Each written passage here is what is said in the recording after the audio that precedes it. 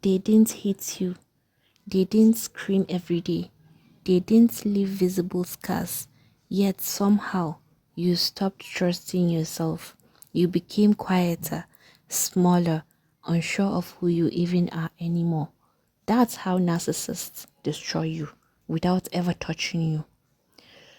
A narcissist doesn't begin by breaking you, they begin by confusing you. At first, they admire you, they mirror your strengths, they make you feel seen, and then slowly they start questioning your reality. What you felt is too much, what you remember is wrong, what you need is unreasonable.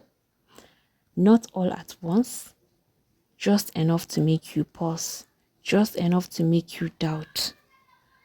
Narcissists don't attack your confidence directly. They erode it quietly. They praise you, then withdraw it. They approve, then punish independence. They validate only when it serves them. Over time, you stop asking, is this right for me? And start asking, will this upset them? That's when your self-worth stops being internal and becomes something they control.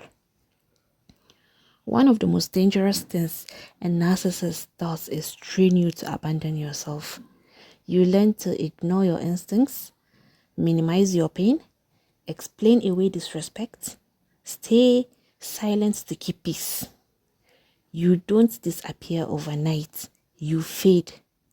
And the scariest part, you think it's your fault. Eventually, you don't recognize yourself anymore. You second guess your thoughts. You apologize for existing. You feel anxious doing things you once loved. This is not weakness. This is conditioning.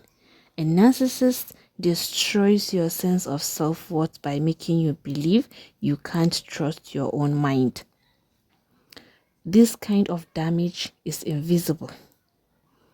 There are no bruises to point to, no single moments to explain, just a long list of moments where you felt small, confused, drained, lost, and that's why so many people stay.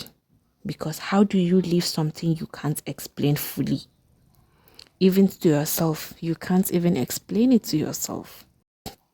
I want to share something I personally experienced with a narcissist, because this is what made me understand how deep this damage really goes.